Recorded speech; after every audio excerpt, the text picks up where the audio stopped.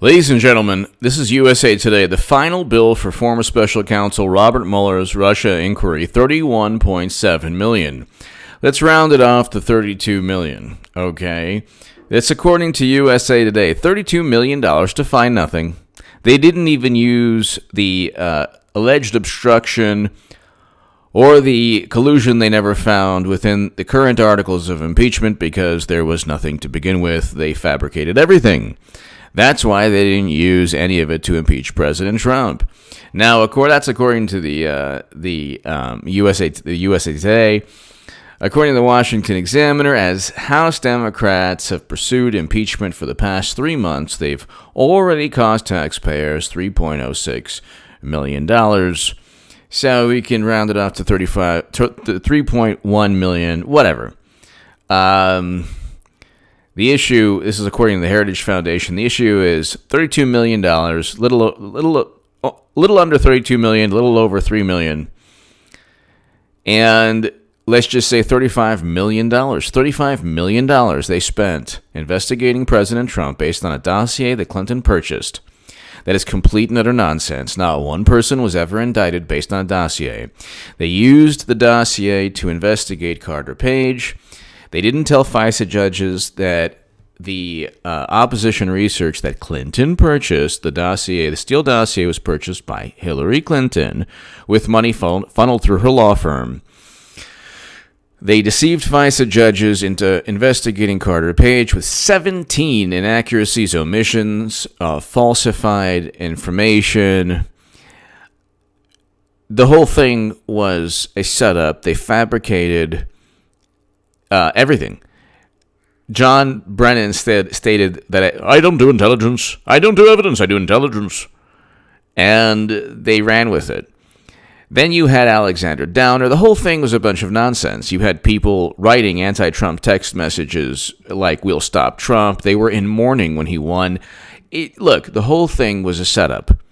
The Democratic Party used the United States government.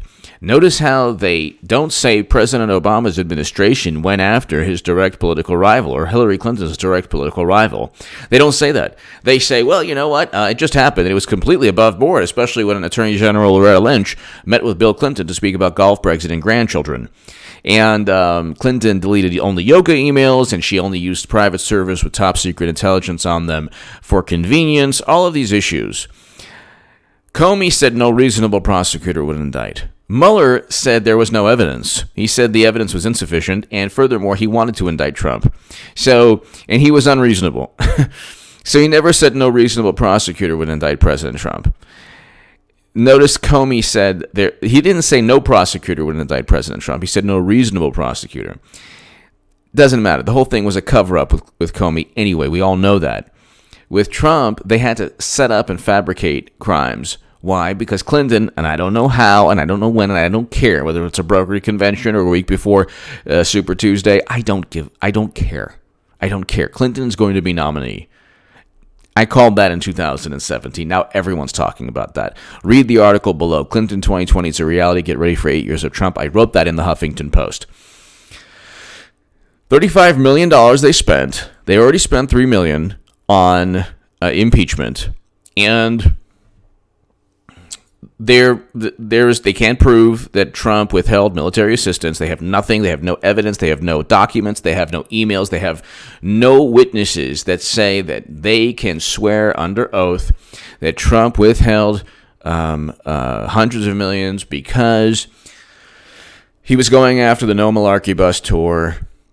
And by the way, the conflicts of interest between Hunter and the vice president, his father, the Bidens have conflicts of interest. They were written about in the New York Times in 2015. They were written about in Politico in 2017. The DNC did reach out to the Ukraine. We all know this. President Trump had every right in the world to investigate, to ask the Ukraine to investigate the company, the corporation, that it's already being investigated for corruption. His thing is that President Trump's defense is that he withheld the assistance because of corruption. That's the same defense that Biden has. Biden says, well, I fired the prosecutor because of corruption. And a whole lot of other people agree too. So what? It's the same defense. But they believe Biden, even though there's immense conflicts of interest. They don't believe Trump, and even though he's not going after Biden. He doesn't care about Biden. But the issue is that, and even Marie Yovanovitch, and President Zelensky stated there was no leverage, and Marie Yovanovitch stated, oh yeah, by the way, President Obama's administration gave me talking points. Literally gave Elise Stefanik, Representative Stefanik, amazing, brilliant woman, made Yovanovitch, well, she lied under oath, but whatever, that's a whole other story. At first she said, we never talked about Hunter Biden. And then she said, oh yeah, that's right. President Obama's administration gave me talking points in case Republicans asked about Hunter Biden's conflicts of interest. Then you have one of the impeachment witnesses, Dr. Fiona Hill, saying, oh yeah, well, Ukraine, it's understandable why Trump would be upset. Because the Ukrainian officials didn't like Trump. So look, we can go, and the Senate trial is going to be, McConnell is going to completely acquit President Trump. They'll dismiss charges, or they'll acquit Trump, whatever. The whole thing's going to be thrown out. The hilarious thing is that they've spent $35 million thus far, including the Mueller probe and the $3 million for impeachment. But the impeachment, you have to take into the context with the $35 million, with the Mueller probe. The Mueller probe and impeachment is what you're looking at. Not just impeachment. The impeachment is based on the neuroses of Democrats who think that Trump actually worked with Russia, even though the argument is so absurd they don't even want to include it within the articles of impeachment. But they want to withhold the articles of impeachment until Mitch McConnell conducts a fair Senate trial. Oh, Nancy, to accommodate you, I've decided to do something for you that I thought I'd never do. So I believe you asked me to accommodate and set up a fair Senate trial. So one of your demands was to sign an oath in blood, swearing allegiance to the Prince of Darkness, that we will remove the president and devote our entire lives to rebuilding the DNC. And in doing so, I will have to take Uma Abedin's job as Hillary Clinton's top staffer, which I will have no problem doing. I exist, Nancy, to make you happy. So we'll do that. And you wanted John Bolton, you wanted Mulvaney, you wanted Trump's proctologist, and you wanted everyone. I see a list here about 35 people who dislike/hate the president. You want all those 35 people to be. And then you want an intervention with Dr. Phil, with James Comey and McCabe and Clapper and Strzok and John Brennan sitting around Trump with pieces of paper saying that all these things things they don't like about him, his personality, and how he needs to change. And you want that televised. You want Oprah to do a whole segment on that. Yeah, we'll accommodate you, Nancy. No problem. Do you want that gift wrapped in with a bow on top and cherry and whipped cream?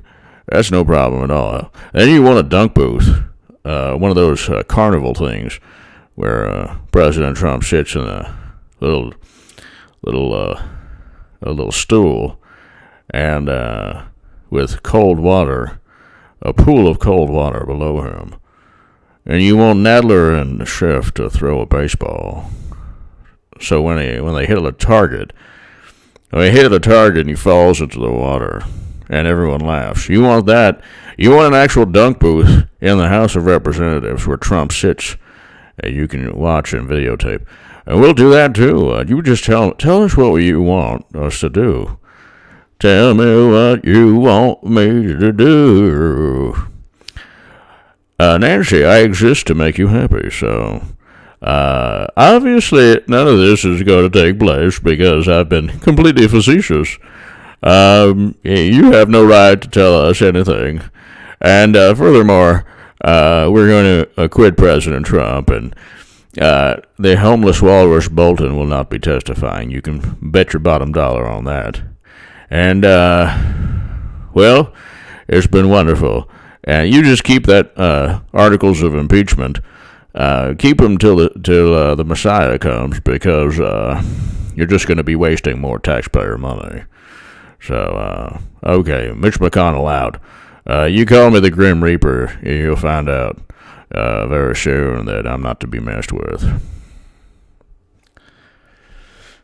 Thank you for dealing with this. It's like therapy for me, and I also have a William Barr segment, or William Barr in a couple minutes, but they want everything. They want the world. They're not going to give Trump. They're not going to engage in a Senate trial until it's a fair trial. Okay?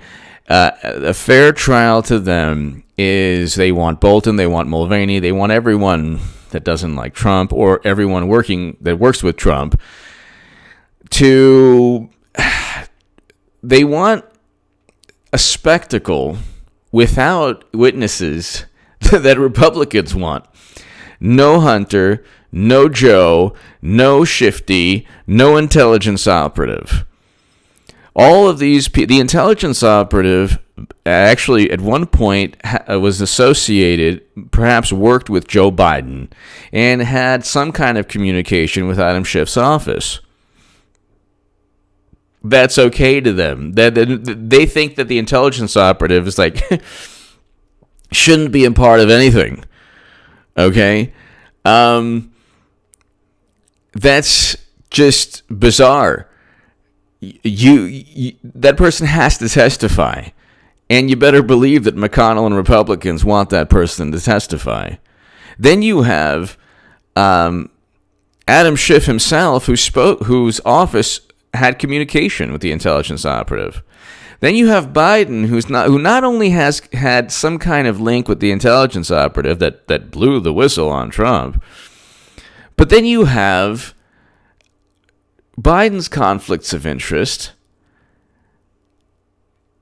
His son, who didn't have any background and energy, on a board of directors of a company that's known for corruption, that's being investigated right now in the Ukraine.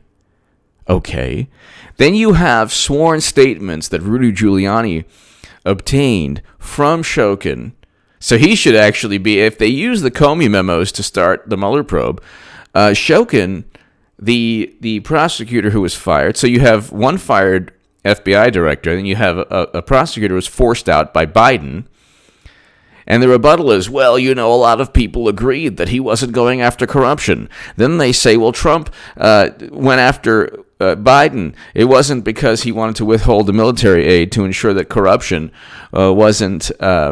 didn't undermine the hundreds of millions of dollars being sent. So they're all over the place. They believe Biden, but they don't believe Trump regarding the same issue.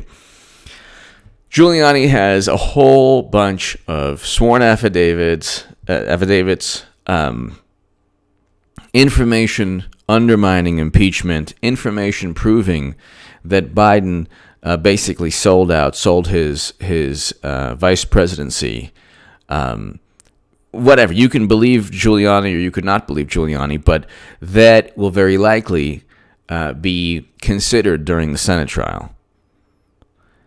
You have enough conflicts of interest and enough potential misconduct to warrant President Trump asking Zelensky to investigate Burisma and the DNCs and the Democratic parties reaching out to the Ukraine to find dirt on Manafort. So it's interesting how President Trump is winning, and it's like you're slowly seeing William Barr, and I'll do my William Barr now. I know it's annoying, but I have to. I don't want to be presumptuous, But we did find text messages from Peter Strzok and Lisa Page that said, it might have been from Kleinsmith, that said something to the effect that one of their most cherished fantasies was envisioning the president, and he's been referred to as the Orange Menace, envisioning the Orange Menace being slowly slowly descending into a river in the Amazon full of man-eating piranha. And then after that, a whole bunch of, I would say, an army of fire ants taking care of what's left. And then they mentioned something about the supernatural, where after all of that, which concluded with putting chum in off the coast of Australia, where the Orange Menace would then be devoured by great white sharks, the soul would actually descend into the different levels of Dante's Inferno, where the Prince of Darkness would do something for the rest of eternity. We don't want to assume that these types of FBI text messages showed bias against the president, so they could just be mindless chatter that had absolutely nothing to do with animus towards Trump. But there was something regarding, well, I'm not going to get into it, but more issues with wildlife and the president, grizzly bears, polar bears, that sort of thing. Again, we don't want to say that they were anti-Trump text messages that could have influenced the investigation into the president. So John Durham's looking into that. Basically, you know where it's going. All of the momentum is heading towards Trump. If you watch this channel, you deal with my personality, you deal with my lame impressions. You know where the momentum is heading. If you've watched this channel since 2015, God bless you. Since 2016, 17, 18, 19, God bless you. Thank you. Late 2000, I started really 2016, the beginning of. But late 2015, you'll see a segment. It's below in the pinned comment. Hillary Clinton is unelectable. So I talked about swing states even before that. But you'll see the momentum with John Durham and William Barr. They're finding intent and motive. You'll see all of this. It's not difficult. You'll see where this momentum is going. And I've been talking about this for years. And everything that I've been saying is being validated every single day. It just is. All my writing, my books on Amazon, my articles in the Federalist, The Hill, the Huffington Post, the Daily Caller, Salon. I was the biggest Bernie Sanders booster on the internet, according to the Huffington Post, the unofficial scribe of Sanders' most hardcore voters, according to the Washington Post. And now I write in the Federalist below. I've written why Bernie supporters should vote Trump 2020. So, it's if you want a scaled-back U.S. foreign policy, great economy, mainly foreign policy, that's why I love Trump. A great economy that nobody can say it's not a great economy. A president that addresses the $400 billion trade deficit without the Trans-Pacific Partnership. A president that goes after corrupt intelligence officials. Okay. A president that they're going after because they view him to be the bully, but they're the real bullies. They think that they're ordained by God or that they were born to lead the country because they're moral or righteous, or they're not. They're not. And I know I've been on that side, and I know they're full of it. And it's much better being a Trump supporter. Give me your thoughts below. Check out H.R. Goodman's other channel right this